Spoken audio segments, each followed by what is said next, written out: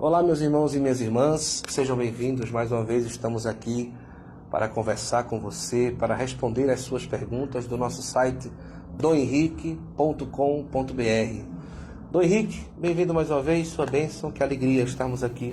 Deus abençoe, Guto, Deus abençoe a você, até que a gente tem conseguido as homilias todos os sábados, eu tento colocar, às vezes consigo na sexta, às vezes no sábado, mas sempre tem no site uma homilia nova a cada domingo, a cada solenidade. É assim que eu pretendo fazer. E também essas conversas nossas a gente tem conseguido manter até uma certa regularidade. É um serviço para você, usando a internet para evangelizar, para ser um rosto da igreja próximo de você, né? Uma igreja que realmente procura estar em contato com as pessoas. Muito bom. Dom Henrique, hoje a gente vai conversar o seguinte. O José Melo mandou uma pergunta no site. A pergunta dizia assim: qual a diferença entre ressurreição e reencarnação? E se é possível a pessoa ser um católico espírita ou um espírita católico? Bom, aqui essa questão toca o centro da nossa fé. Primeiro, o que significa reencarnação? A reencarnação é uma doutrina que supõe uma determinada visão do ser humano e da vida. A visão do ser humano é esta, para um reencarnacionista. O ser humano é um espírito e pronto. Agora, é um espírito que mora no corpo, na matéria. Está preso na matéria. A matéria em si não é uma coisa boa. Está na matéria para se purificar, para se aperfeiçoar nesta vida material e depois, se aperfeiçoando com boas obras, se aperfeiçoando pela paciência nos sofrimentos, ficar livre, desencarnado. Então, para um reencarnacionista, o máximo é não precisar mais se encarnar. E esta encarnação, ela se dá em várias vidas. Eu vivo esta vida me purificando. Quando eu digo esse eu, é só o espírito. Então, eu estou aqui preso neste corpo, me purificando, e quando eu desencarnar, veja, não é bem morte, é desencarnação, não é? Tanto que para os espíritas clássicos, essa é a grande verdade, o evangelho, que não tem nada a ver com o evangelho cristão. A morte não existe. O que existe é desencarnação.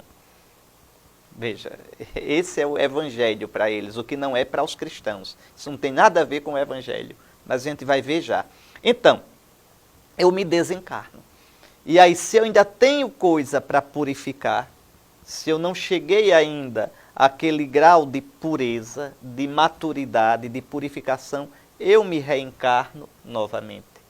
Observe que nessa visão o corpo não tem nenhuma importância quase para o meu destino final. Tem enquanto eu estou aqui usando como instrumento, mas o meu corpo não faz parte do meu eu, propriamente dito. Então isso é a reencarnação. Né? Depois, em algumas correntes, porque não são só os espíritas que acreditam na reencarnação. Né? Por exemplo, toda a tradição budista, hinduísta, acredita na reencarnação. Por exemplo, alguns acham que a gente pode se reencarnar até em animais, em vegetais. Varia muito. Pois bem, mas o que interessa é isso. Não existe também a ideia de redenção, de perdão. Não. Existe uma lei, a lei do karma. Veja, o que você deve pagar, se purificando, amadurecendo. Aqui não tem jeito, não existe um salvador. Você fez, você tem que pagar, você tem que purificar o seu karma até não precisar mais reencarnar.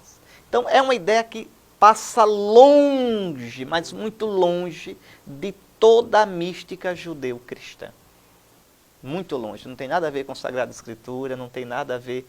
No caso de Allan Kardec, ele, porque é de um país de tradição cristã, ele era francês, ele tentou pegar a moral cristã, tá certo? Cristo, Allan Kardec vê mais Jesus como um espírito de luz, um iluminado, que dá lições, veja, é um Cristo moralizante, é um Cristo que ensina como bem viver, como bem se comportar. Não é o Salvador, não é Deus feito homem, não é o Redentor, não nos perdoa os pecados. É um mestre de virtude, é um mestre de bem viver, é um sábio.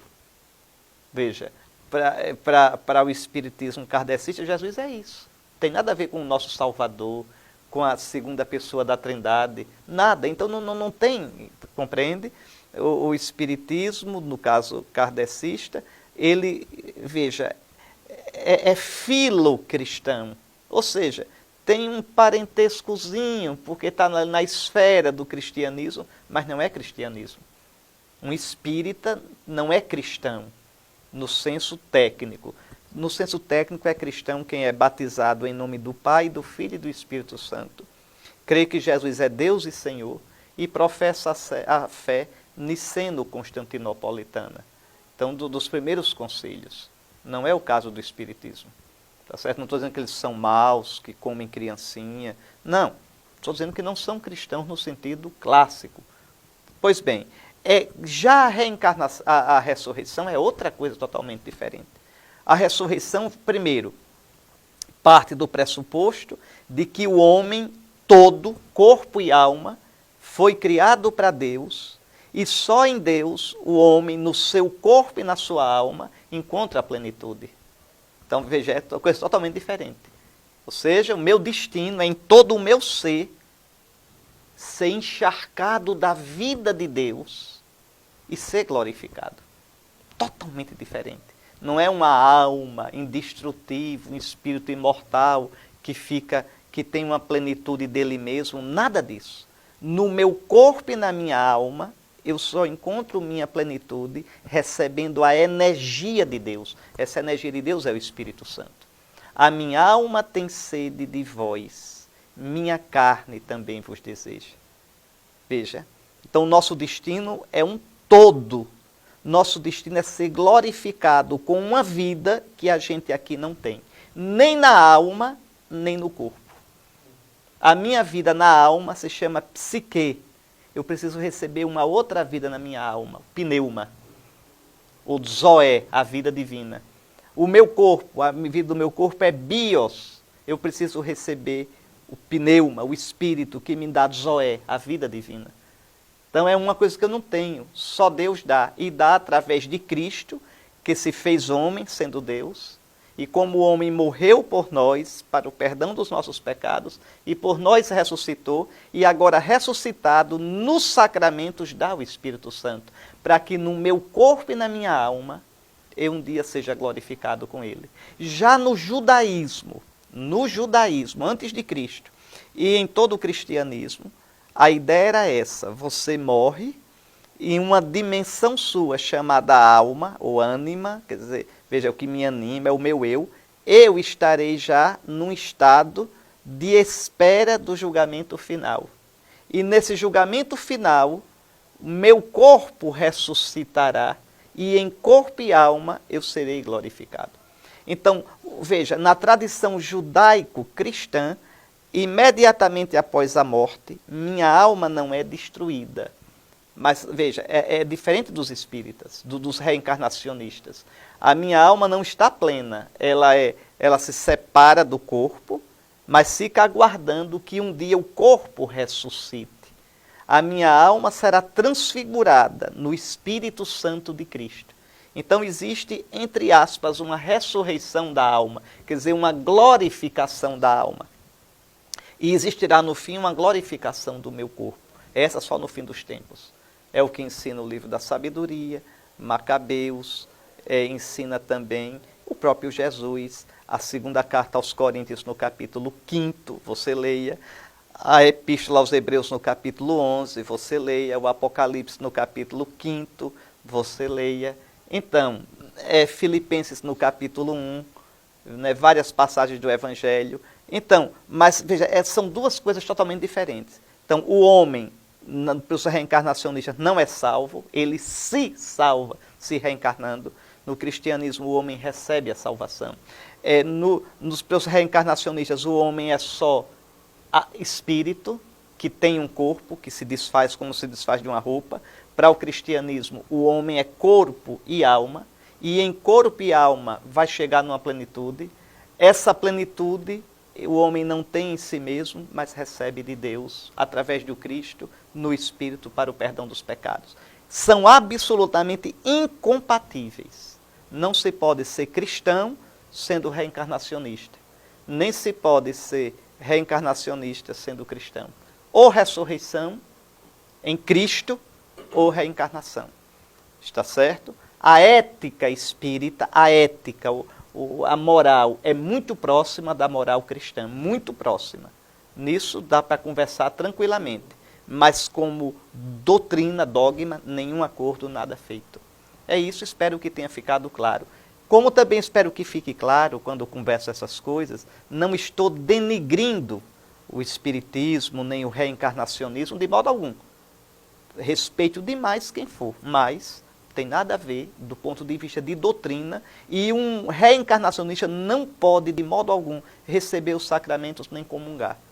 Por quê? Como é que você pode comungar o corpo, a matéria de Cristo glorificado, quando você não acredita nisso? Veja, que nós seremos glorificados em Cristo, que nós ressuscitaremos, que aquele é o corpo de Cristo, que nasceu da Virgem, que foi crucificado, sepultado e que agora está glorificado. Então, não, os sacramentos da igreja são para os cristãos e só para os cristãos. E os que estão em comunhão, na comunhão da igreja, comunhão visível, aí tem comunhão sacramental. Se não tem comunhão visível de doutrina, de fé, não pode ter comunhão sacramental. Seria uma mentira, uma esquizofrenia.